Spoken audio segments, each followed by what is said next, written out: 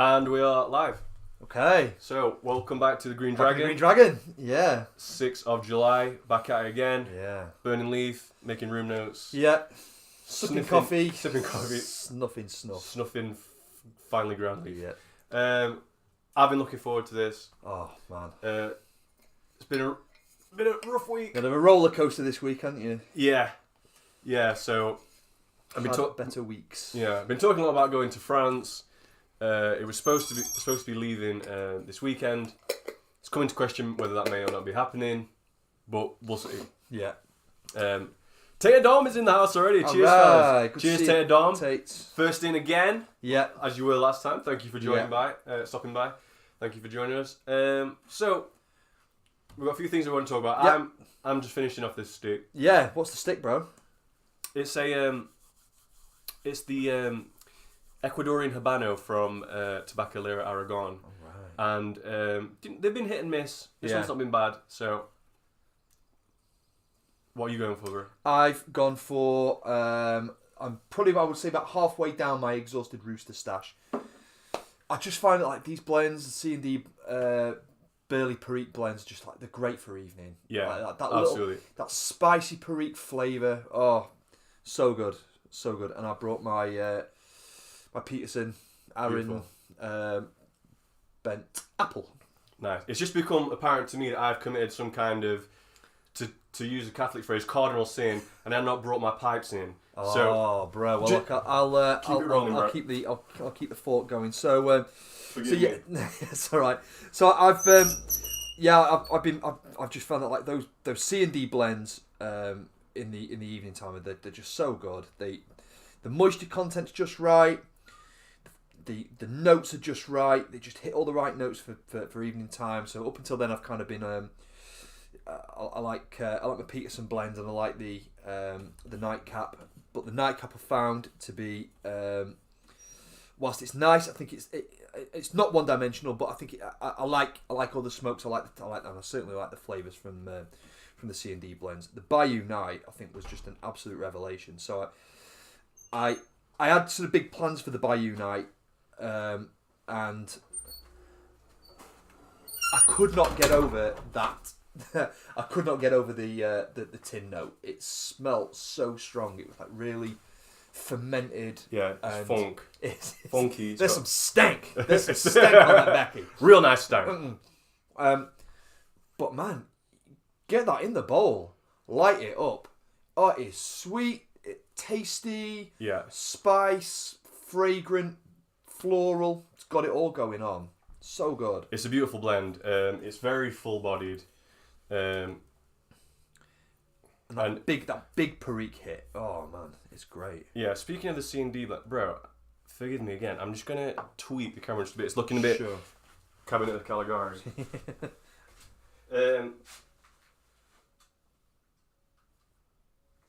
Yeah. So speaking of the C&D blends, I packed up all of the old Spooky Library last night. And I put it in the Falcon. Yeah. And I do think, I've always said that the Falcon really lets the flavour shine through in quite a unique way. And maybe because I've been smoking a lot of the old Burley Flake, number 1, recently, the Burley sang a lot more, and the Perique came through in a nice way. And I really enjoyed it in a way that I hadn't up to that point. So I just think, like, there's such forgiving pipes, Falcons. I think it's great that you don't get ghosting out of them either. You know, with the you can just swap the bowls out. If you've got one that's particularly ghosty, you can just kind of get a bowl that's not ghosted. Yeah, the Falcons are just great for that. Cracking absolutely, and just low maintenance. Yeah. People seem to say that they take more cleanup time. I don't really think so at all. Not at all. I mean, I've done a whole video on this. It's in the backlog. Yeah. But no, I've not found that. Nah. I mean, you run a pipe cleaner through. If anything, they're a little bit easier. I'd say so, and I only ever use one cleaner. Yeah. So I know you use a bit of cotton wool to clean the humido. Yeah, right. I don't even bother. I fold the fat end of I use a tapered. Yeah. Use the fat end to clean the humidome out. Yeah. And run it through first. Clean all the swab. Swab it all out. Bend it. Swab inside the humidome with the fat end and the thin end. I just wrap it round the the tamper on my pipe knife, and then just drop that in. It's done. I only ever use one cleaner. I bet I use probably 3 or 4 on other pipes. Really? Just for swabbing out and keeping clean. Yeah. I do go through them quite quick. I tend to I'm use quite spurgy with it. Yeah, I tend to use. I tend to generally use like 2 cleaners per pipe. That's 1 cleaner swabbing out some moisture, generally about halfway through. But anyway, let's get some jazz on. Yeah. But speaking of those Cornell and Deal blends, we have got some coming in. So we'll talk about that. We've got coming in a tin of Byzantium. Yeah. A tin Good of name. Great name. Absolutely great name. A tin of another tin of Burley Flake coming in because we've really been enjoying that. We've got Autumn Evening coming in. Right. And John Krantz? Old Joe Krantz, yes. Yeah. We wanted to try that because it's kind of like the brother-sister blend to Spooky Bookshop, Yeah. Haunted Bookshop. Yeah. So we wanted to... It's got dark burleys, whereas the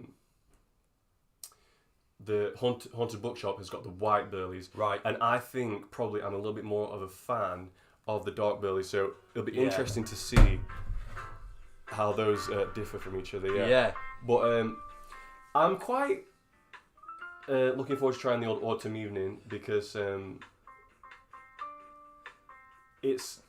I've never been a huge fan of aromatics typically. Yeah. But this is the best-selling Cornell and Deal aromatic. I know typically in America they tend to have a sweeter palate than we do. Yeah. So that might account for its popularity, but we'll Not see. me, brother. I've got a disgraceful sweet tooth, and actually, as it happens, I've been smoking quite a bit of aromatics lately. Oh really? I found myself, so I've had, I got a little pouch of the Wilson's of Sharrow Superior, which is an arrow, yeah. but it is sweet. It's quite nicely balanced. It reminds me a little bit of tumbleweed. So like a nice, not over the top, massively cased, but a little bit jammy. A little bit sort of cherry and vanilla, but not sort of lashings of it. You can get the Burley and the Virginias through as well, which is cool. I've been sleeping on that Wilson stuff, bro. Yeah. I haven't tried it yet. Yeah, it's not bad.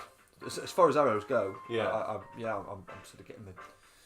Yeah, I think just for like a bit like a sweet treat every now and again. Yeah, you know what I mean? a dessert smoke. Yeah. That's what people say about the Autumn Evening, so I'm quite interested to try that. It's got like a maple topping, but also whiskey. No.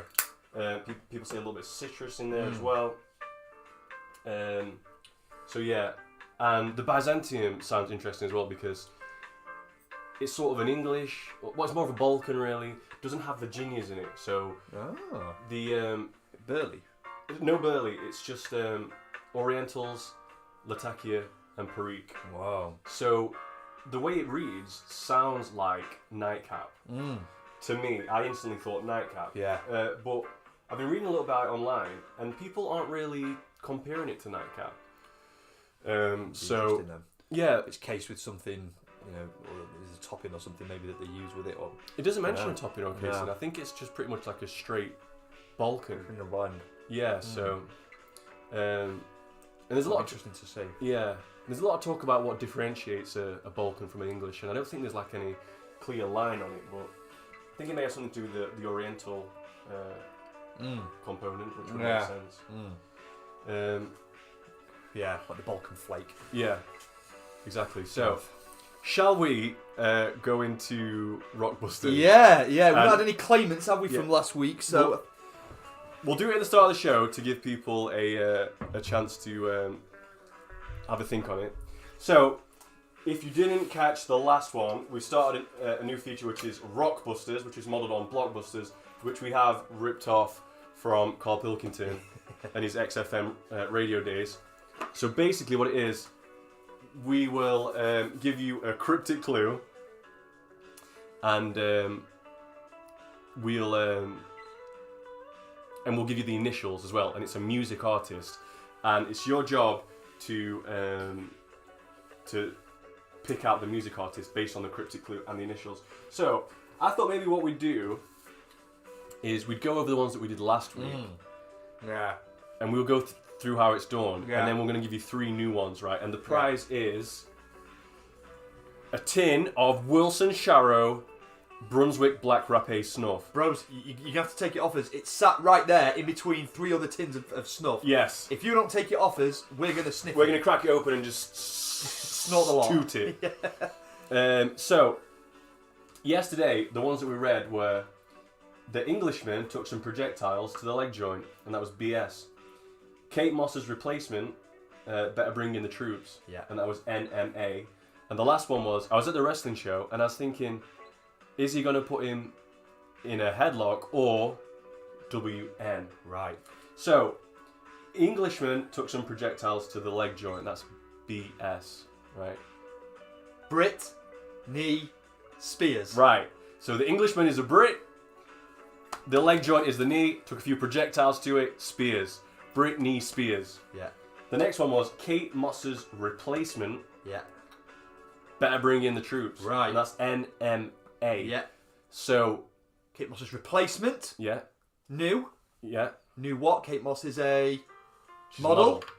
New model. Troops. Troops. Army. New model army. That's NMA. Yeah.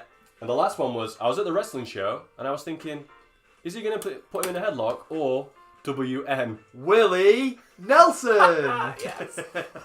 So that works kind of tenuously. Yeah. So you can see how that works. Right.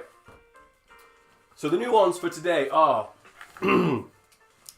right, and I'm going to allow you to use to Google for at least one of these because it's a little bit obscure. The first one is, those mollusks over there don't look happy, but I bet they could start a following. And that's BOC.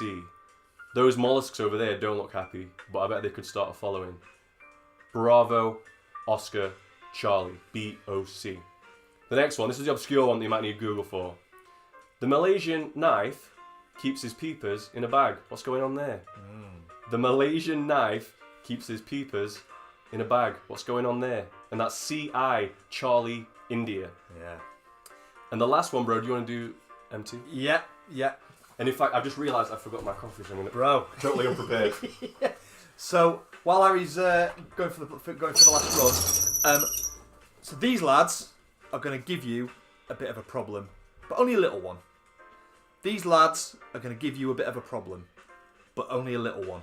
That's MT, Mike Tango. So the idea is, have a guess at them, go away, have a try. If you get them, if you crack them, you think you've got all 3. You need all 3. We're not going to accept half answers. You need all 3. Drop it in the chat.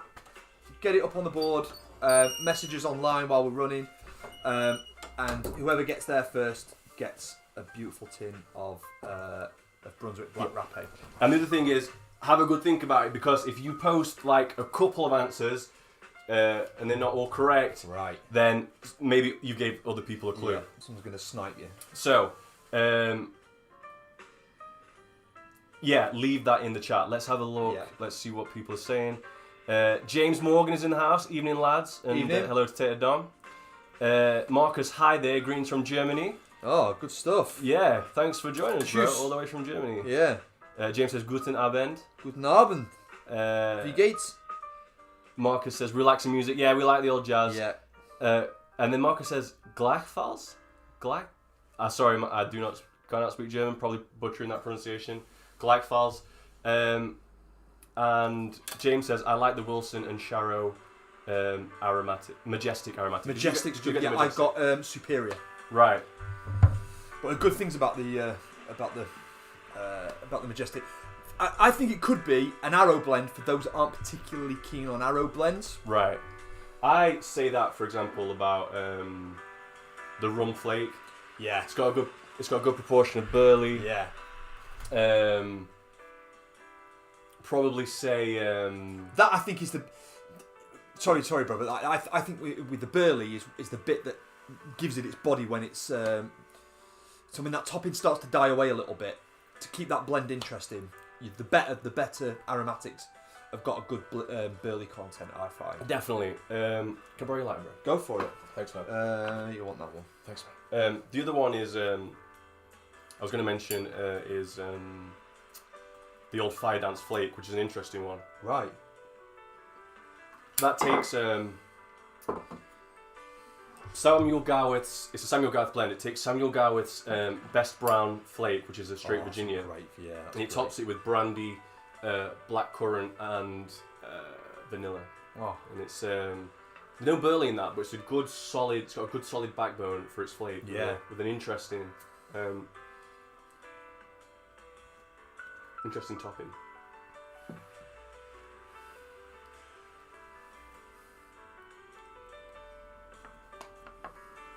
Right, why don't you go into the Czech tool? so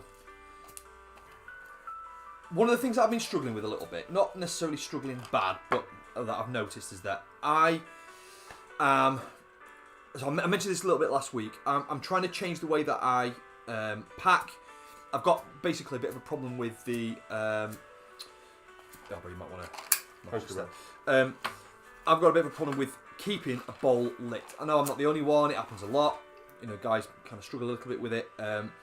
I'm kind of going through that at the moment. So I've changed my pack method, which I spoke a little bit about last week, about having using the swirl method, so putting it in my hand and then rubbing around. I've also changed, and by doing that, it slows the smoke down. Yeah. I'm not smoking it as fast, but weirdly, although there's more moisture in it, I'm producing less moisture, it seems, in the burn. I'm noticing less dottle when I'm smoking, which is really weird. I expect it to be the other way around completely, and it's not. But one of the other things that I've started picking back up again, so last time I went to Devon House, our little tobacconist in the middle of Chesterfield. So typically I like to use, and I still use it, because I think it's got some really good things to it. The actual knife bit is really good for cutting cake back. I prefer this than a reamer. But instead of using this, I've gone back to using a check tool, because I find that a lot of this is in the tamp. So when I'm tamping, especially on a bent pipe, that I'm finding that I'm struggling to get down to the bottom of the bowl. Yeah. I'm having to really work it hard. So by tamping, but only just around the edges, by it's not like levering it almost. So you end up with like a little mound in the centre of the bowl. I find that the light on that is really good, and I'm burning it much cleaner, much easier. And the other thing as well that I'm able to do with a check tool is when I'm tamping, as I start getting down the bottom of the bowl, instead of tamping it all down straight, I'll start to tamp at a little angle, and it kind of matches up a little bit with the angle of the stem, so that it burns, instead of burning down, because the hole for this, the draft hole, is quite high up on this Peterson. So for this, I need to kind of pack it and to tamp it so that it kind of tamps that way, so that way down as it burns. So if I'm tamping there like that, I can just press to get a little angle. That's making the world of difference. Yeah. So I'm smoking now pretty much all my pipes. Most of them are bent. I'm a sucker for a bent pipe, and I'm getting down the bottom of the bowl now. It's really helping. Yeah, that is a technique I like to use as well. I like to use the angular tamp. Yeah. And like you say, the fact of the check tools, like the shaft of the tamper is like offset, so like you said, it makes it much easier to get that. Right. I'm not sure exactly why that works, but I do find it works for a much even burn, and like you said, for getting all the way down. I've done a little video on that on how to pack a bowl. And I go into tamping a little bit on that. Now, just one thing as well, while I was watching you struggle with with getting my lighter lit. Right. So I've run out of fluid. Nightmare. What do? I can go back inside. We've had plenty enough of time inside. So you're out and about in the field. You're out on a hike. You're out walking. You're out at the pub, and you run out of fuel. What happens? Well, instead of crying about it or going to matches, I pick up that's cool. a little aluminium canister. Yeah. It's a proper Zippo one. Right. Unscrew the top. This will hold about, I think it's just enough. I can't remember how many fluid ounces it is now. Maybe 4 fluid ounces. No, maybe not quite. And it's just enough to fill the lighter twice. So lift the thing as usual. It'll just run in quite nice and sensibly. It won't just like run all over the place. Just give it a little tap to encourage it to come out. we're good to get a burn back on. Nice. That's cool. That's very 15 quid. Yeah. It's probably a lot cheaper in the States, I would imagine, this being an American-made product. The other good thing about this as well is, as well as having like a little, keychain. So I'm a bit of an idiot for losing my keys, so I'll just keep a house key on in case I get stuck. It's got like a little tool for levering the. You can do the screw on the for the flint, but also I find it's good for the opening the bottle for the lighter fluid, because you can sometimes need something to lever it open. That nozzle is It's a bit of a bugger. Although good if you've got kids, because the kids can't get at it. And that will just hold one flint. Ah, that's smart. All in one go. And because it's aluminium, I'm not eating out of it, so that's fine. But it's just nice and light. Stick it in the bag, and away we go. So that's ready to use, ready to go on another smoke. That's very. Oh, look at that. Lovely. Yeah. Yeah. I mean, to go back to the thing about the bent pipe, I do love the look of a bent pipe. Yeah. The problems that come with the bent pipe is they do tend to get swampy. Yeah. More than a straight pipe. Gurgly down there. And you mentioned the draft hole. Yeah. It is harder to drill. It's harder for the pipe maker to drill a bent pipe. I mean, you can see the the logistics of that straight away. Yeah. So it's much harder to get that right. Yeah. Which is why I'm so pleased with that Blakemore that I got, because that is really low down. I don't have any trouble with that, and the same with that near up. That's quite low as well. Well, yeah, I do love the look of a bent pipe. I like the way. I particularly like one for reading, because I like the way it clenches, hangs in the mouth nicely. I do find that if you're clenching a straight pipe, unless it's very light, you are putting a little bit of effort into keeping like a straight clench on that. But who's in the chat, bro? James Morgan says, "Same to you." That's Marcus's translation. So, Gleichfalls means "same to you," I guess.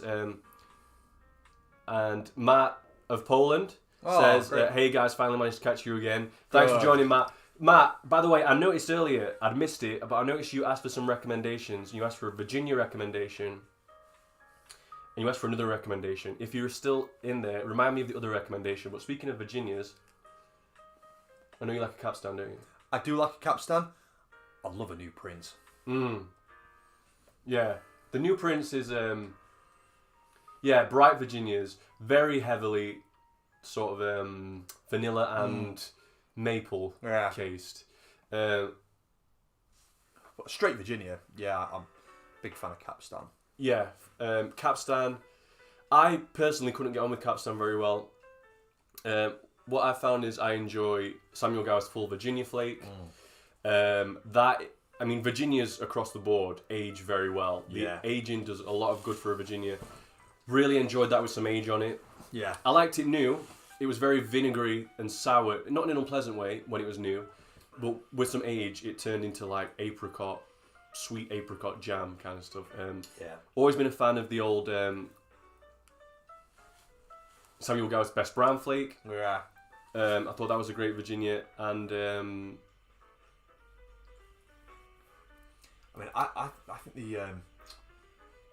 think the Cornell and Dale one we just got, the Briar Fox. Briar Fox. Yeah, that has got a bit of burley in it. It has, which is a bit of a cheat. Yeah, but it's very Virginia heavy. It just seemed like mainly Virginia. Yeah. You're right. Yeah. The other thing as well that's worth like try a couple of blends out. I pretty much I'd be bang on with all those that you mentioned. And the Hamilton's one I think was quite Virginia heavy as well, wasn't it? That we got. It was from Philip, it did have. Was that a twist of Perique in it? It wasn't Perique, although I thought it tasted like Perique. It had a bit of burley in it and a bit of Orientals. Oriental. But one of the big turning points for me and really enjoying quite a very Virginia heavy tobacco, I think, was moving to a big, deep chunk bowl. Long stem, so that near up is absolutely ideal for Virginias. It takes all the heat out. Because it's a big bowl, once you've got it going, it doesn't need a lot to keep it going. That big coal will just help with the burn. The Virginias burn quite nice anyway, don't they? They burn hot. But it just takes care of business with that.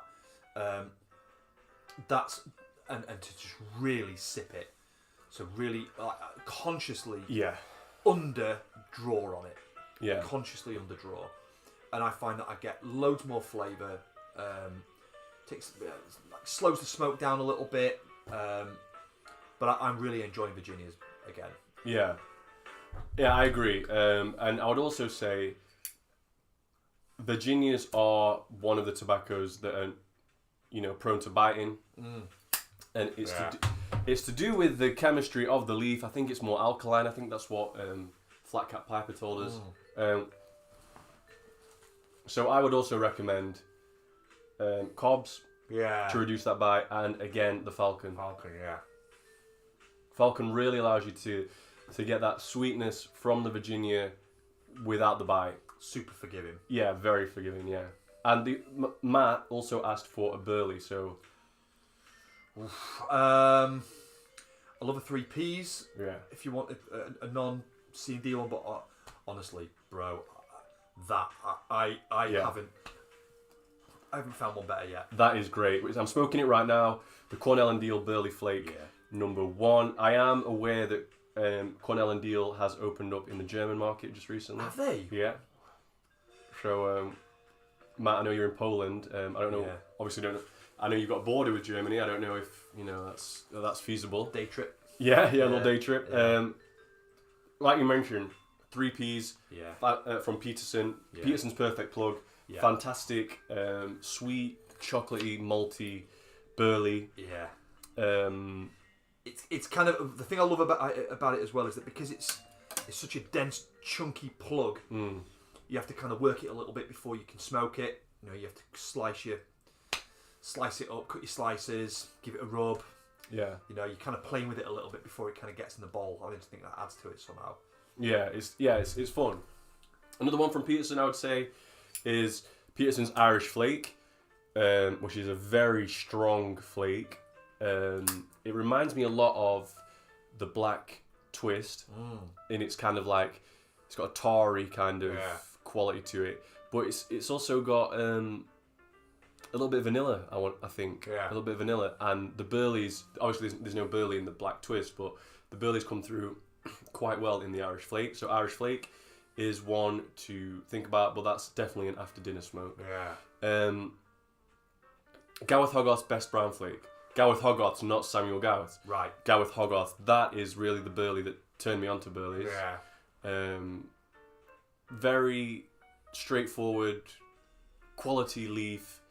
Just the quality of the leaf and the natural taste of the tobacco shine through. I think you'll enjoy that. Bob's Chocolate. But yeah, good call. Yeah, it's got a bit of Latakia in it, which is interesting because you don't typically find Latakia and burley together. Yeah. But obviously that's got the like milk chocolate kind of casing. I enjoy it. Yeah. I really enjoy it with the hot chocolate. Louisiana Flake. No burley in that though. No burley. That's a vapor. Right.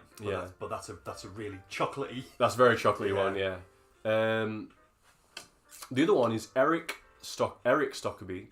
1934 flake, which I took camping with us, and I was blasting through bowls. It's a very straightforward Virginia and burley. It's got the lovely toasty burley flavour, and it's got a subtle honey brown sugar kind of a topping just to give it a little bit of sweetness, and it's so palatable, so good, burns nicely, quite good moisture from the start. Yeah. An easy one to get on with, and very, very tasty. Yeah, I was really jealous when you were out there smoking it. Yeah. But honestly, if you're just going to pick one of them, for me, I think I wouldn't look much further than this bad boy right here. That is, It's sensational. Sensational.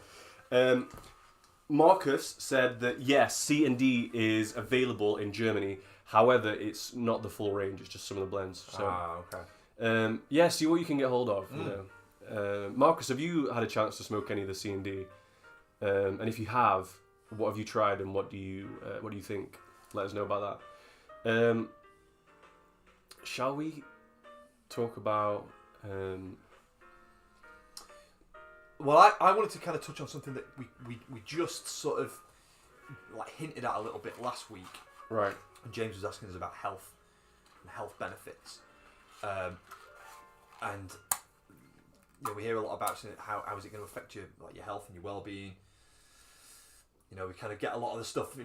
All our tins are all like slapped with health warnings. Absolute gore. Yeah, it's pretty rough. Smoking will kill your children. Smoking will turn you into a monster. Smoking will damn you to hell. Your balls will rot off and your eyes drop out. And you will die. And you will die. You will die. But that's not always been the case from the guys in medicine, has it? No. So, if you want to talk about I'm going to pull that up, James. Pull that up, James. I'm going to pull up a little article on something I was reading earlier that I think might be interesting to you guys. I found it interesting.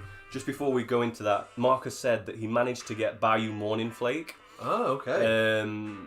We've been smoking the Bayou Night, yes, which we've enjoyed. I understand that the Morning Flake is a bit milder in terms of the Perique. Yeah. Black Frigate, which I believe is a Latakia blend. Yeah. Haunted Buckshot, which we've been enjoying. And I said earlier that I had a bowl last night something really clicked and I was enjoying it a lot more. And Quiet Nights by GLPs. I haven't tried any GLPs yet. I think if we put an order in again, maybe next month or maybe later this month, we have a look at GLPs and maybe we have a look at Seattle Pipe Club as well. Yeah. They've got plum pudding, which the guys in America really rave about. Yeah. They've got the plum pudding special reserve, which I believe is aged in bourbon barrels. And Marcus said that he smoked all and really liked them. Great quality. I agree. Yeah. The thing that really stunned me from the last haul that we got was the Low Countries. Yeah. The Whack-A-More. For what we paid for that was an absolute steal. It was practically giving it away. Yeah, it was like £8. It was ridiculous compared to what we would pay for a full tin. It was like half the price of what we would pay for a tin that size. Yeah, maybe less. Maybe less. Yeah. And in fact, definitely less. Definitely less. And especially when you include postage, shipping and stuff. Yeah. And it was just an amazing blend. I thought it was really, really good. Right, I want to go into this this little article, and it's mainly an advertisement for a book which is coming out, and it's called The Health Benefits of Tobacco, and it is by a Dr. William Campbell Douglas, and I believe actually it's out for sale tomorrow. So this is an article on decentpropaganda.com. Which is great name. Pretty based, yeah. And it's called The Non-Politically Correct Health Benefits of Smoking. He starts off by saying that tobacco is a plant that has been needlessly demonized for decades. Can't argue with that. Tobacco has been a part of European culture and 16th century? Since the 16th century, and obviously a part of the Native Americans in Central and South America, their culture for much longer. And he goes on to draw an analogy between wheat. He says that you can get wheat that has been sprayed to death with Roundup and all glyphosate, that. Yeah, exactly. Glyphosate, yeah, glyphosate. That's the main one. Yeah, and you can make Lucky Charms out of it, or you can grow a nice bit of organic wheat and make a loaf of sourdough bread. And I think we know where this is going. We speak about this a lot. You can take tobacco and you can hyper-process it until it no longer really resembles the natural product, and then you can spray it with free-base nicotine and roll it in some bleached paper doused with accelerants, and you can make a cigarette. Yeah. And a lot of people smoke cigarettes. Yeah. Or you can take the leaf and you can dry it out in the sun, and you can roll it into a nice cigar, or you can press it with a little bit of sugar. Yeah, case it. Yeah, case it with some rum or whiskey, and you can make pipe tobacco. Yeah. Two very different products. Right. Night and day. Absolutely night and day. Yeah. The difference between you mentioned wheat, but I think processed meat. So you mentioned before, and I heard somebody lately having this discussion on one of the channels. Might have been mutton chop, might have been pipe cottage, Right. and his response was like, "Look, do you eat bacon? If you eat bacon, the chances are or packet burgers, right? Yeah. Because the chances are, they're processed, and the chances are that it'll be as bad for you as it would be for smoking some non-processed tobacco.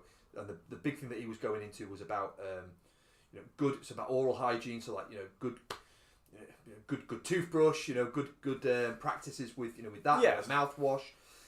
He was a big fan, I think, of the aloe vera mouthwash. Right. That's where I got the tip for aloe vera mouthwash. He's a big fan of that. About drinking plenty of water, about getting plenty of sleep, that your body will reabsorb and attack and kill off some of these like the mutated cells. Cells, yeah. So yeah, I thought, and it's interesting that we get all the you will die on the tobacco tins, and there's nothing in McDonald's, there's nothing in nothing on Coke, Coca-Cola, yeah.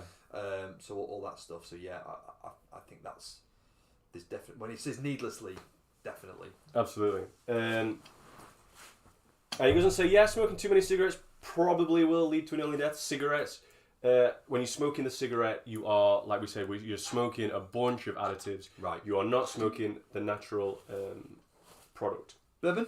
Yes, please, dude. Yes, Sean's saying to that. And he goes on to say that he likes sweets, and if he had 20 to 40 cookies a day, he probably will develop diabetes. He doesn't say the dose is the point. The dose makes the poison. Right. Cheers, brother. Good health. A salute. I'll have a sip of that. So yeah, you see where we're going. We've made this point a lot of times. He goes on to make the point that you inhale cigarette smoke. You do not inhale cigars. You do not inhale pipe smoke. It's massive. We drill this point home all the time. It's huge. People don't know that. Even people that have been around, all my grandparents and their parents. Beyond that, were all pipe smokers. Yeah. For the most part. Probably most people's great grandfathers were, if not grandfathers. When they said, aren't you worried about getting the C word? I'm like, no, like you don't breathe it in. Like, don't you? Yeah. No. I had this conversation with my mother a few months back. Yeah. So it shows how well the Kool-Aid's gone. That's gone a long way round. Exactly, and he goes on to say that until recent times, tobacco was often smoked occasionally. And generally I don't smoke occasionally, I smoke every day. But Daily's an occasion. But once, and at night, after a day of fasting. And he says that it was often smoked for ritual healing and sacred purposes. Now, I will go into this, although, we are Christians and we're not going to get into anything too wacky, but I've mentioned this before that in South America, they smoke mapacho, which is a different strain of tobacco. It's Tabacchiana rustica. It's very strong, and the farmers smoke it as a matter of habit because it keeps away mosquitoes, right? Which down there can be a real health problem, horrible. A life and death matter in some cases, right? And also snakes. Yeah. So it literally repels the serpent, which is kind of biblical. Based. He also goes in to talk about the native peoples of Peru, who they have a culture of using ayahuasca as they call it medicine, which is a hallucinogenic drug, and they make use of the mapacho tobacco in their rituals. They believe it has a cleansing effect, and they believe it has a spirit, and it's considered to be a plant teacher. Obviously, we're not going to go down that route. But it does, maybe it's something to point out that they found something, they see something in the tobacco that separates it from any of the other plants that they could have been concerned with. and it's accorded some kind of special significance. Yeah. I guess the same, like slightly differently, but like with coca leaves. Remember it? Like, Right. Remember years ago watching a thing in I think it was Bolivia. Some guys living in La Paz, and it was really high up, and they were all Yes. suffering from altitude sickness. Yeah. And they gave they had like a tourist had a guy going round with them with the guides, and the guides gave him some coca leaves Yeah, to chew yeah. on. No altitude. That's sickness. right, yeah. Amazing. That's right. Now again, you can take those coca leaves. Yeah. You can apply them to alkaloids. You can stir them in bleach, Soak it in caustic gasoline. soda, yeah. right? Yeah. And get an army of women and kids to go and do that and build a horrendous empire out of it, right? You can do that, man. You can do that, mate. You got the yayo, Go on, man. you. Yeah. Come on, come on, thing. Or you can have an unprocessed natural green leaf that's plucked straight off the coca bush. And what were the DEA doing? And the G guys, the government, going down and just spraying Agent Orange all over it. Of course. Completely deforesting it. Yeah. Yeah, and to that point, I watch Bold and Bankrupt, travel vlogger, great guy, and he did a few months ago, he did a series in South America, and he was in Peru, I believe, and they were selling coca leaves, unprocessed coca leaves, in the market. They came with a little thing in it, like another little plant material that you chew along with it. Apparently it potentiates the effects, but like you said, it helps with altitude sickness. I believe it helps with energy. For some reason, like it opens up energy pathways or something. Yeah. People that are trekking long distances in high altitude. So yeah, again, it's this matter of processing and natural product.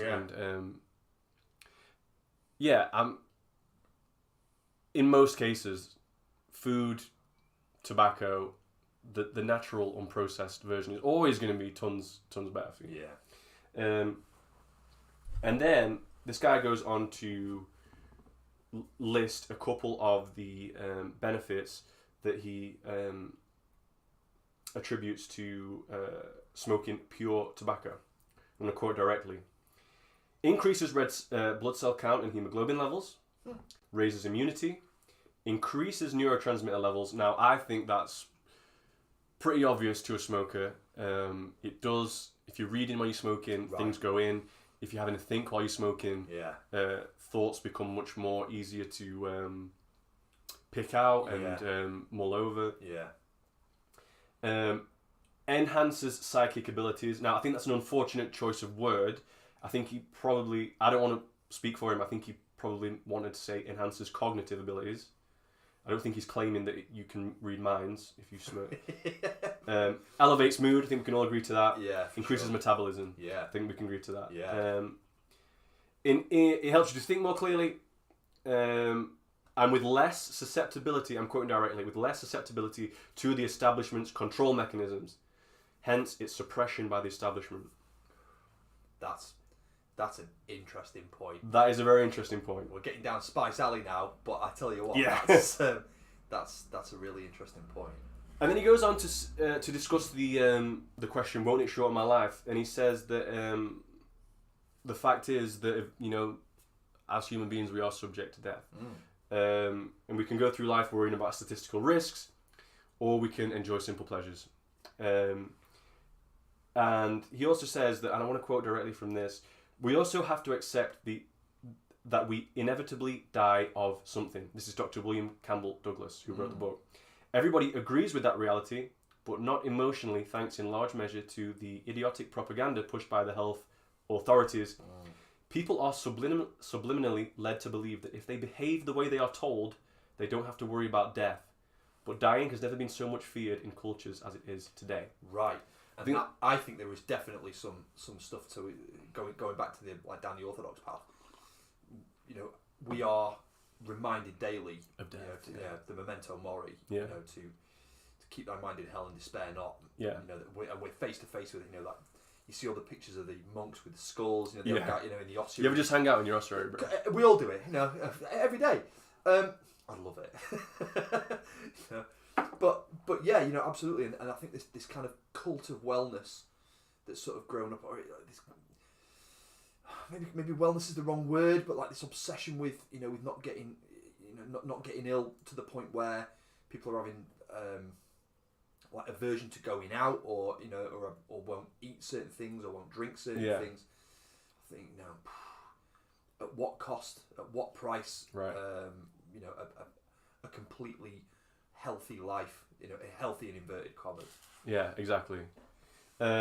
He goes on to talk about great men of history who Yeah. were big cigar chuggers. This guy, Yeah. I think, is more of a cigar than a pipe guy, but he mentions Michael Jordan, Yeah. who smoked cigars, Yeah. 6 cigars per day, and would have a cigar before every home game. He gives a quote from Michael Jordan. This is from Michael Jordan. "It became such a relaxing thing to do. Not many people know about it. When they read this, they'll know that each and every day for a home game, I smoked a cigar. I wanted that feeling of success and relaxation. It's the most relaxing thing." Amazing. So not so much stop it, get some help, Right. but start it, light it, Yeah. get some cigars. Yeah, yeah, exactly. Yeah. He goes on to talk about Churchill. Oh yeah.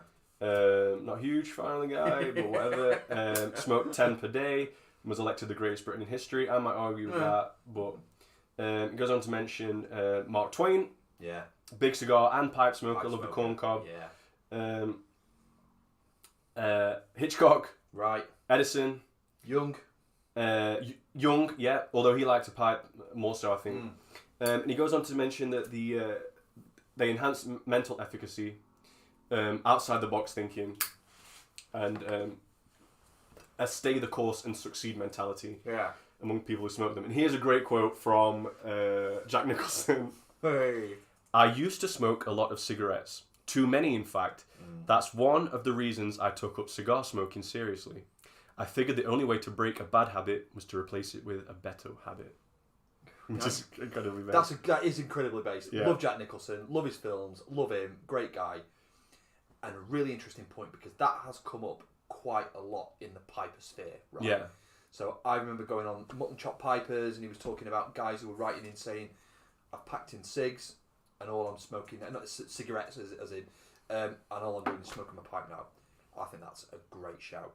Yeah, absolutely. And he ends the article with another list of research-backed benefits of nicotine. Increases wakefulness, motivation, alertness, and creativity. Improves attention, memory, and fine motor skills. Can help with ADHD. Neuroprotective. Preventative and a treatment for Alzheimer's and Parkinson's. Anti-inflammatory. Helps in weight loss and insulin control. Helps repair tissue.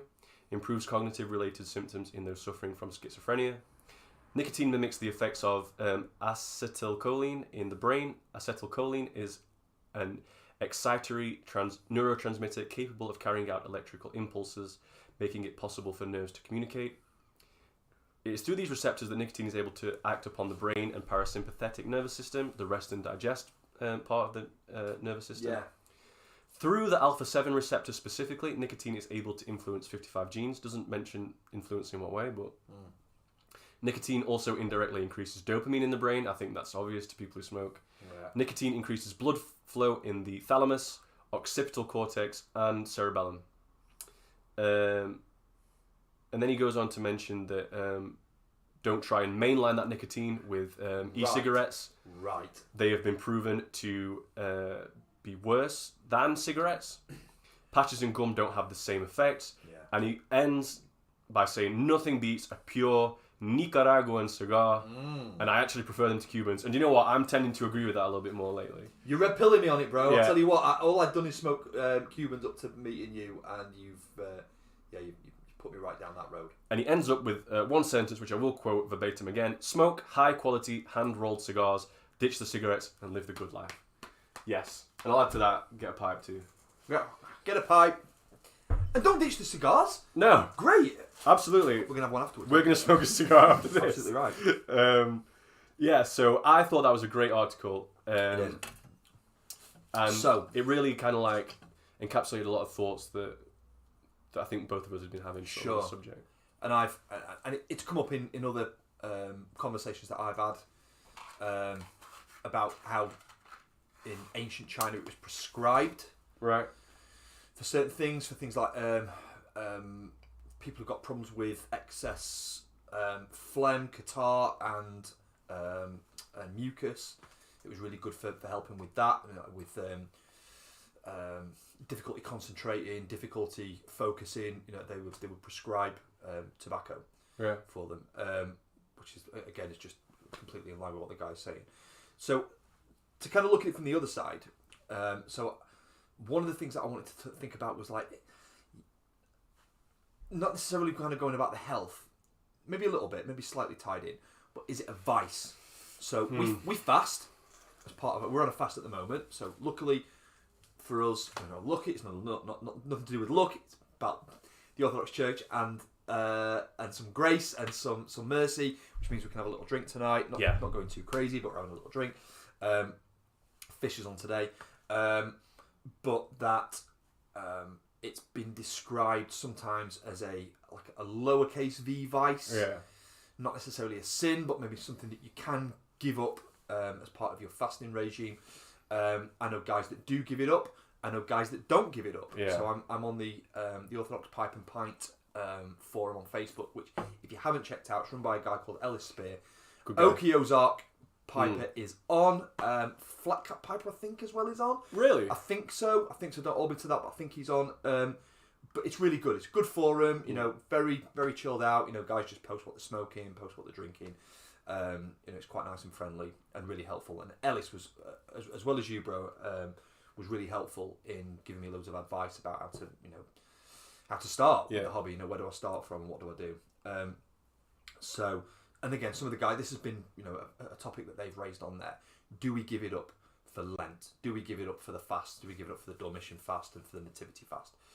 How I've tended to kind of focus on it is being where we have strict days, because there is a range of fasting in Orthodox. It's not just either you do that or you do nothing. So certain days are strict. So like Wednesdays, Fridays are typically strict, and especially so during fasting periods. Yeah, weekdays in Lent. I will try and avoid smoking a pipe for them. But they also say things like avoid marital relations. Right. Not just avoid alcohol, but avoid anything that kind of stirs the passions, is how they describe it. The effect on the body. Now, obviously, tobacco is a stimulant. Yeah. And the other thing as well, I've noticed that there is a libido boost. Yeah, I agree. So I think that's really where they're coming from. But to just tie my point off with one last line, was that there was a visitor, a pilgrim to Mount Athos, who went to see one of the saints, and it's either Saint Nectarios or Saint Paisios. I can't remember which. I want to say Saint Nectarios. And he met him, and he said, "My family member or my friend is really ill. He's terminally ill, stage 4, and he's going to die soon. And I want to pray for him. I want him to get better. And the doctors have given him up. Will you pray for him?" And he said, "Of course, my son. Of course, I will pray for him. I want you to pray for him too. Do you smoke? Do you drink?" And he said, "Yes." He said, "I want you to give it up for it." And he gave him a period for how long he had to give it up for. He said, "I want you to decrease your smoking and your drinking." I don't think he told him to give it up altogether. Right. I think he just told him to back off. He said, "I want you to give it up to some extent, and I want you to pray more." Yeah. So the time that you would spend smoking, I want you to spend a bit more time in prayer. When he went home, so he stayed on Athos for a little while. When he went home, he got back home, his friend was well. So it's an interesting relationship. It's not black and white. And as much as I love it, I think it is the kind of thing that I can back it off. I can give it up for if I want to exercise that that discipline. Yeah, I mean, I'll say this. But is it a vice? Is it a sin? No. I want to go into my experience, but I'm just going to look at the because we've had a few. Yeah. Philip, sorry. So Marcus said that he smoked all of the C&D and he liked them, great quality. Yeah. We've had the same experience with C&D. We've really thought the quality was high. Yeah. And we've really enjoyed everything that we smoked from so far. Philip from Sweden says hi. Hey, Philip. Marcus said, "You guys have a cozy place. I would like to sit aside smoking a bowl." Yeah, this is our little smoke lounge. The garage, the smoke garage. It has got a cozy feel to it. Bro, welcome anytime. Hop a plane. Philip says, "Me too." And he says, "I can't smoke indoors. Luckily, I have a shed. Keeps the wind out, but cold." Yeah. Something about this garage, I don't know if there's some kind of insulation in the walls. It does get warm, but in the winter, in the depth of winter, it does bite, and it becomes less pleasant, for sure. Ocean Odyssey says, Bold and Bankrupt is great viewing. Yeah. It is. I really enjoyed his stuff. Yeah, I really enjoyed the Soviet stuff. I love this. Yeah, it's so Slavic stuff. Yeah, but he's kind of done with the Soviet because he really went into it. He did South America. He did a lot of India in the past. He's been to some African countries. I'm not sure where he is at the moment. And then Mum says good evening. Good evening, Mum. Thanks for joining. Hope you've been enjoying it.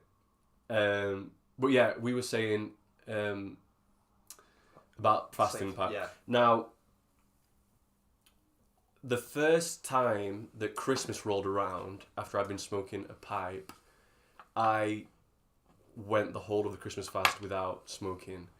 And I remember you'd not begun yet because I got you the cob. That's right. And the stuff for Christmas, and you smoked it on Christmas, I believe. That's right.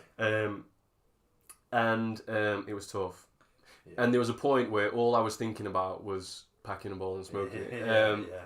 And I think it made me irritable. And you might well say, well,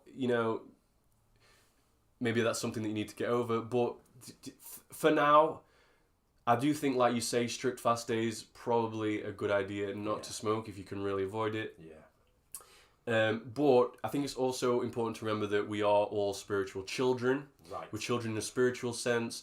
We're growing every day, every year in the faith. I spoke to a priest about this. I said, does fasting get easier as you get older? He said, definitely. Yeah. Definitely. I think as the body gets older, the grip of the passions loosens. Yeah. And I think it's something for me to consider in the future. It's not happened yet with me, bro. I'm keeping at it. Yeah. Yeah. I think it's something to consider for the future. Yeah. Maybe weaning off the pipe in fasting seasons. Right. But I don't have any intentions of giving up pipe and cigar smoking. So my spiritual father, God bless him, Father Sherman, had said, he said, oh, I didn't know you smoked a pipe. I said, yeah. He said, do you want my advice? Give it up now. I said, oh, really, Father? He said, yeah. He said, I've had loads of bad health stuff lately, but I mean, he's had other health problems as well. He's had vascular issues and all sorts of other things. He had COPD, worked down the pit for a while, so that's pulmonary right, so it's kind of different. Coal dust, right? Yeah. But he said, I said, well, how much do you smoke? I said, well, what, a couple of bowls a week, maybe 3 bowls a week. It's like, don't worry about it. It's fine. You're fine then. Don't. Yeah, you crack on. Yeah. So yeah, I think I'm fairly ambivalent, and I think the fasting rules, because obviously it predates tobacco use by quite a long way in the West. Of course, yeah. So it's not sort of something specific, but I've seen Greek rules where they said stop smoking, and then I've seen Russian rules where they don't mention it at all. Right. So, of course, yeah. I think it's on the conscience of the individual. Definitely, yeah. And you do see differences in guidelines across the jurisdictions. For example, in Greece, like, you would probably be expected to abstain from all alcohol on strict days, whereas in Russia, beer is generally allowed on. It's nothing. It's a soft drink. Beer is considered like a soft drink. Yeah, it's nothing. Because obviously vodka is the drink of choice in Russia, and vodka is expected. Do you know what? When I was out there, whiskey. Yeah, they get into whiskey. They were big on whiskey and craft beer. Oh right, yeah. Scotch, specifically Scotch and craft beer. Yeah. Right. So I think the other topic to discuss is that Pipe Cottage is back. Interesting. And I lent my support and our support on behalf of you to Alan. Yeah. He made a video about him being back. There were a few videos up, but not his whole catalogue. And he mentioned like a little spat that he'd had with. Thank you, dude. He mentioned a bit of a spat that he'd had with somebody. Frankly, I think we both supported him leaving and doing his own thing. I'm also glad in a way that he's back. Yeah. And I said, look, me and Dion, we like it when you talk about the political stuff. Yeah, we really do. We want to hear what you got to say, and we like it. So it's good in a way to have him back. Yeah. It's a nice voice to have in the community. Yeah, I think so. I think to not have him around there, even it's not that we wouldn't have had him if he'd have been doing his own thing on his own channel, but it's good that he's people can just get on YouTube and have a look at him and have a listen. Yeah, for sure. And as well, I think we don't all have to agree with everything that we all say, and that's one of the things I think is so good about the Piper. Maybe that's a facilitator about open and reasoned discourse. Yeah. That I find that I'm less inclined to not fly off the handle, but like to take something like the wrong way if I'm having if I'm smoking and having a chat with somebody. Yeah. Like I'll listen more. Maybe it's because I've got a pipe shoved in my gob that I'm more inclined to listen. He says, well, like holding his pipe and mouthing off. But I do wonder that when you look at the history of pipe smoking in England, was that it was in the coffee houses. Yeah. And the coffee taverns. houses were people to come in, and the taverns, people to come in, have a drink, and have a smoke, and discuss the orders of business of the day. Yeah. Isn't that a much more civilised way than the Yaboo stuff that we get in Westminster, and the stuff that we get on Absolutely. Twitter, and the stuff that we get on in the comment sections? Absolutely, and I think you make a great point. Something that St. Augustine said was, I can't remember the quote verbatim, but he said, like, truth is like a lion that you let loose and it devours, falsity. So basically, these places where people are getting together, they're enjoying a pipe and a drink, they're bandying about ideas, and the lion of truth devours the falsity. And I think you made a great point about YouTube comment sections, absolute dross. I mean, it's but the internet in general. Yeah. I've spoken to people in public. Maybe a topic comes up. I don't generally bring up spicy topics, but if something comes up, I'll maybe express an opinion that's un poco picante. Yeah. And people in real life typically do not react like the children that you've come across on comment sections. Right. You know? Yeah. Yeah, I think there's a lot to that. Putting a face to it. Even as well, like, if I'm at work, I've got meetings. If it's all done through through messaging platforms now and on email, it's easy to take something the wrong way. Think, oh, what do you mean by that? When you're face to face with somebody and discussing something, it's far less likely that's going to happen. And I think there is definitely a hierarchy of communication, and you can't be face to face for me. No, definitely not. And I think obviously one of the things about talking to a person face to face is that you are reminded that you are actually, speaking to a human being. Yeah. And it can be a little bit easier to attempt to put yourself in the shoes of the other person and think about what it would actually be like to believe what they believed, and maybe the reasons why they believe such.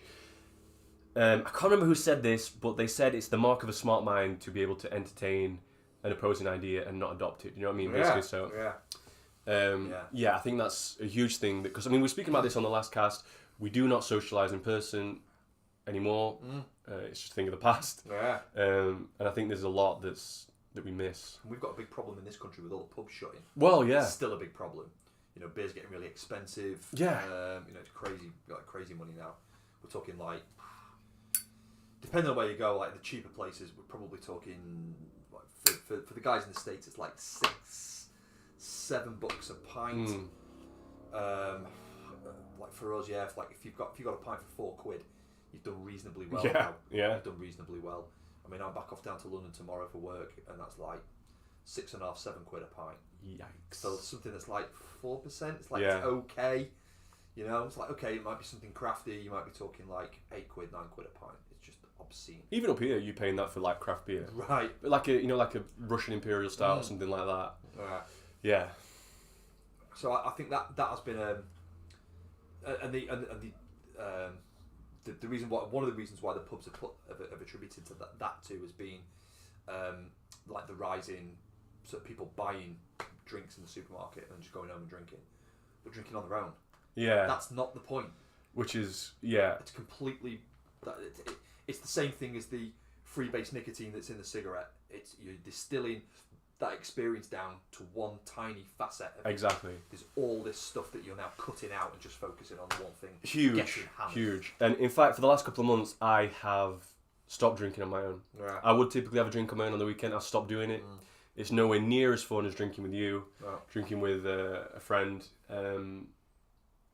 The other thing that like about eating and drinking in company with other people is that it's been found that people naturally moderate how much they eat and drink.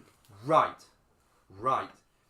And as well, so I think I mentioned this to you a little while ago, and I may have mentioned it on a previous cast, but I'm a bit of a sucker for drinking fast. I'm a fast drinker, and I'm a chugger, right? Right. Chug a pint straight away. Until I've started smoking a pipe. Right. Because if I'm smoking a pipe now, if I know I'm going to the pub, I'm going to take my pipe with me. If I'm taking my pipe with me, I'm focusing more of my attention on the pipe. Right. And I'm sipping Yeah. the pint. Yeah. And to the point now where like I'll have 2 pints and they're like, I can't drink anymore. Yeah. And, and I thought initially it was like, Ari's just basically, he's turned me from a boy to a man. He's got me on the hard stuff. I think there's some of that to it. But I think some of the other as well. I think it's because that our focus and our attention and our energies are on upon getting a good smoke out of the pipe. I think the two go hand in hand. Definitely. And it slows your drinking down as well as slowing your smoke down. You're focusing on being relaxed and your cadence. Yeah, and it's a great point. And also, you've got to be aware when you're drinking and smoking that you get sloppy with your smoking. Yeah. If you're smoking a pipe, you get sloppy. If you get a little bit drunk, and you will be dealing with tongue biting the next day. No one wants tongue bite in the morning, so it's a natural moderator. Yeah, definitely. Right, the chat slowed down. No one's responded to the Rockbuster. Yes. So let's state it again. Let's state them again. Okay. For those who've joined a little bit later. Right, we will restate them. So we are doing Rockbusters, which you may recognise from Carl Pilkington if you're a fan. We've ripped this off Carl Pilkington. What we will do is we will give you a cryptic clue, and we will provide you with the initials of the answer, and it is musical artists. So the first one is, those mollusks don't look happy, but I bet they could start a following, and that's B-O-C. Bravo, Oscar, Charlie. Those mollusks don't look happy, but I bet they could start a following. B-O-C. The next one is, and use Google for this, by the way. The Malaysian knife keeps his peepers in a bag. What's going on there? And that's C-I, Charlie, India. The Malaysian knife keeps his peepers in a bag. What's going on there? C-I. And the last one, you do it, bro. Yeah, is these lads will cause you some problems, but only a little one. Yeah. These lads might cause you a problem, but only a little one. Thanks, bro. And that's M.T. Mike Tango. Mike Tango, yeah. What's up for grabs? The prize is... We're not just doing this for giggles. Yeah. There's an end point to this. The prize is a tin of Wilson's of Sharrows Brunswick Black Râpé. The first snuff that I tried. Great flavour. Yeah. Moist, coarse grind. Good for a beginner. Yeah. And if you think you know the answers, we need all 3 for a win. Put them in the chat. And you can message us privately if you win, and we'll have it sent out to you. Yeah. That goes in a jiffy bag and that gets sent out. Yeah. Take it off us because it's looking so nice on the table there next to 3 other blends of snuff. Yeah. We've got too much already. So Yeah. for goodness sake, take it off us. Yeah. Right, bro. We're going to discuss anything else. So having a little trip to France, maybe, yeah. maybe not. So we're gonna try and film. So I think what would be good is to maybe get some more content filmed. If it doesn't happen for you, we'll maybe use that time productively, and we'll get a bit of content filmed. Yeah. So yes, I know I keep saying about the lighter maintenance. I think that's a good one. Yeah. But also I think maybe pipe maintenance as well. So one of the big things for me was about. So I have not recently, but not lately, but fairly recently, I bust a stem on my Savinelli pipe. Yeah. Because I was a silly boy, and I was trying too viciously to put back in after I'd had a smoke. What did I do wrong? Right, well, that's a good point. Obviously, when you've smoked a pipe, it generates heat. Yeah. Even when you're doing it, smoking slowly and well, obviously there is a flame in there, it generates heat. Now, the tenon which is the part of the thinner part of the stem which actually goes inside of the shank, Yeah. heats up. It'll expand. Yeah. And so it's a different size than it began with. So obviously it tightens up against the wood of the shank. So if you are manipulating the stem while it's still warm, can lead to problems. Now, I've heard people say that it's no big issue, and I've heard a majority of people say that it is an issue. And in my experience, it has actually been an issue. I've had a couple of problems from that. So my advice on that issue would be to give the ball time to cool down before you start playing with the stem. It's doesn't have to be particularly long. You may want to give it an hour to be safe. I think 20 minutes, half an hour is probably about right. What I have done is, in the past, I did not for this reason, but I did break a Father's Day pipe. It was an El Mohane Algerian briar. It was really nice, and I do plan to get that fixed actually by Blakemore Briars. But I've had a couple of pipes where I have taken out the stem while it was still warm, and then the tenon becomes loose. Now, a couple of fixes for that.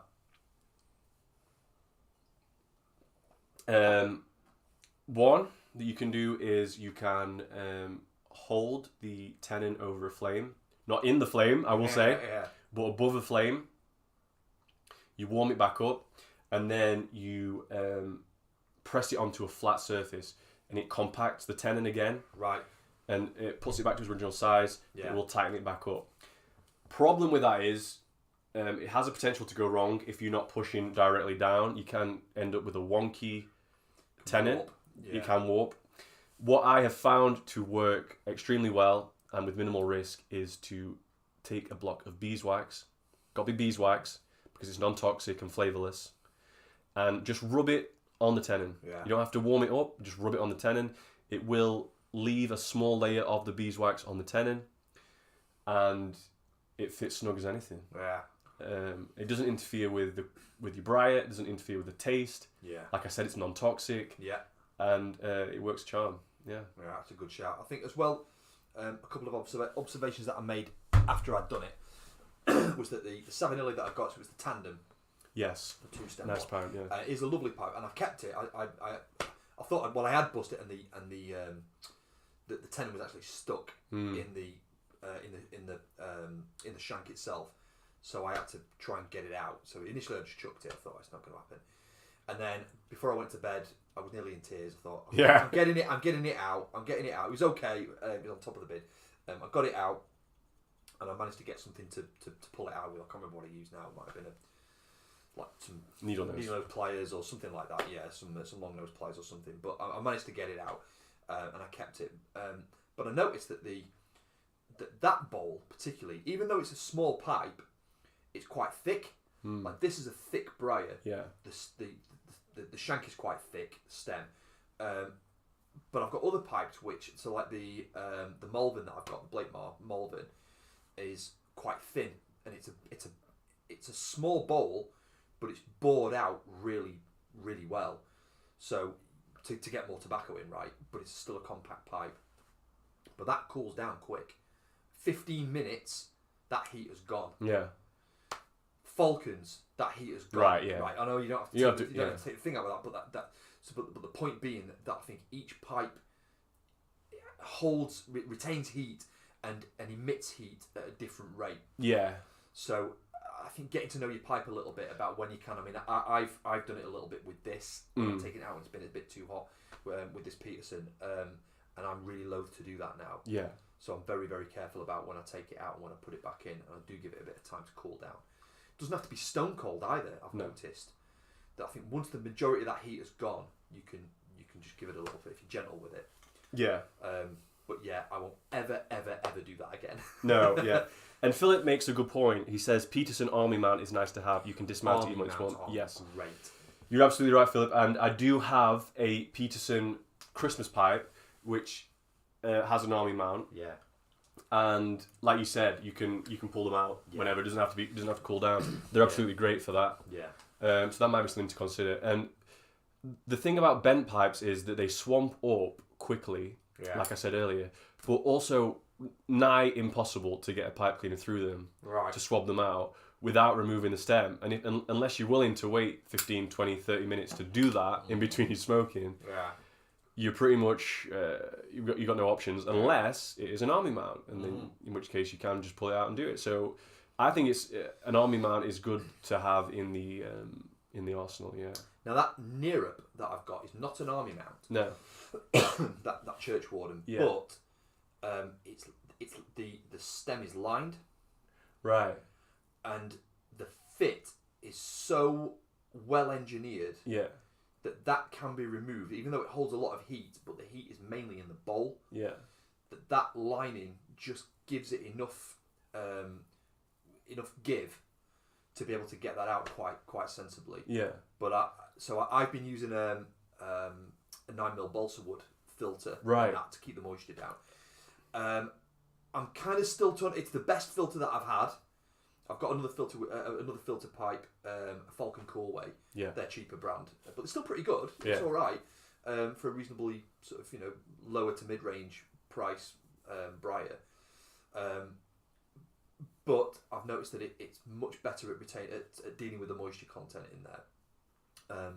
But I've just picked up it's on its way, a 9mm to 3mm adapter. Exactly. So I'm going to go back to that, because I do make you right. It is a different experience when you've got a non-filter church warden. Yes. Yeah. Yeah. I think you're right. And I was going to bring that up. You've ordered an adapter for your pipes. Yeah. And I have got a lot of Savinellis. I tend to smoke a lot of Savinellis, and they come, with filter as standard. Yeah. And for a long time, I was smoking them without an adapter. But it occurred to me that the draw was off, and I have been going back to an adapter, and it has sorted out for me. Yeah. The only thing that I resent a little bit about an adapter is that it's a fiddly little thing. It's an extra little thing to clean and to keep, because they're small and easy to lose, and so it's another little thing to worry about, which is why I do tend to prefer just a pipe that doesn't take a filter. Right. I don't think it was a lot of money. I was expecting to pay a lot more. So, by the way, like that's burnt right to the bottom. Yeah. No issues at all. Straight away. Exhausted rooster. But that. So if you want to get a couple, get a couple. If you lose it, then it doesn't. It's not the end Right. of the world. Yeah. But the other good thing about the balsa wood filters, especially the new Savinelli balsa filters, they used to be like a triangular cross section. Yeah. They've changed it now, so the design is round. Yeah. But with 2 grooves at the top and 2 grooves at the bottom. And what I've noticed is that when they start to get really sluggish and swampy, you can actually get a pipe cleaner in. Oh yeah. You can get a tapered pipe cleaner in. So if it starts to gurgle and you've got a filter in, you can actually draw some of that moisture out. Right. But the idea would being that you don't really need to do that. Yeah. So yeah, I do think if you're smoking a filtered pipe, you do want an adapter in there or a filter as it's intended. Yeah. To sort that draw out. Right. Because otherwise, it's just a bit of a cavernous, It is. really open draw. And sloppy. It's really, really gurgly. Yeah, which is for the same reason that I don't recommend smoking a Falcon without a dry ring. Exactly. Yeah. Because it just becomes Swamp City in there. Yeah, that's exactly it. And So we'll try and get some more content out next week. If you're not over in France, if you are, then we'll maybe we can make some cuts, drop some shorts in, and we'll keep it rolling. But and if I am away, I will try and do maybe some shorts, or I may try and do like an ongoing bit of a Bold and Bankrupt travel vlog and put that together when I come back.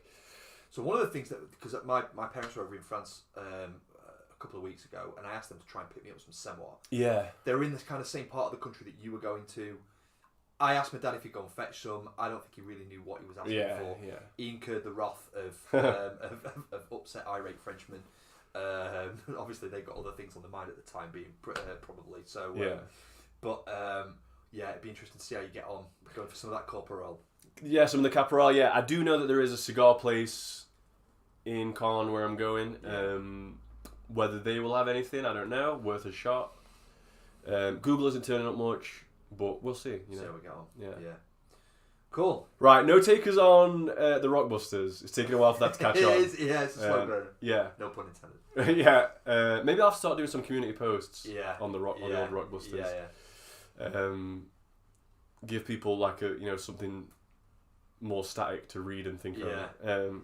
And if it doesn't take off, maybe we could think of some other things Yeah. that we could post up. Think some features. We want to start giving away some stuff. Don't Yeah, we? exactly. So, Yeah. so we're going to try and get some stuff branded. A Yeah. couple of things to sort of send out. We want to do some giveaways. Yeah. So that's maybe how I will do it. Get some community posts up on the channel. Philip said Savinelli Roma Lucite 614 is my new pipe. Congratulations. Oh, I fantastic. do like the Savinelli Romas. Yeah. They are a good looking pipe. Love it. First time using balsa filter. Yeah, what did you make of it, Philip? We kind of like a balsa filter. Yeah, I'm all over it now. Yeah, I like the fact that it's plastic free. Yeah. And I do think it does a great job. It does. Yeah. Yeah, it does for sure. So yeah, right. A pleasure, bro. Yes. Thank you so much. It's been a pleasure Thanks again. for the guys dialing in. Yeah, thanks for joining in. It's been great. We are going to retire with a choice cigar. Yeah. Join me for a brandy and a choice cigar, Hogan. So it's been great. It's been a lot of fun. Thank you for joining in. Like I said, I may be in France next week, maybe not, but we'll put some content up either way. Yeah. Keep posted. Yeah. Until next time. Yeah. God bless. Thanks all. Bye.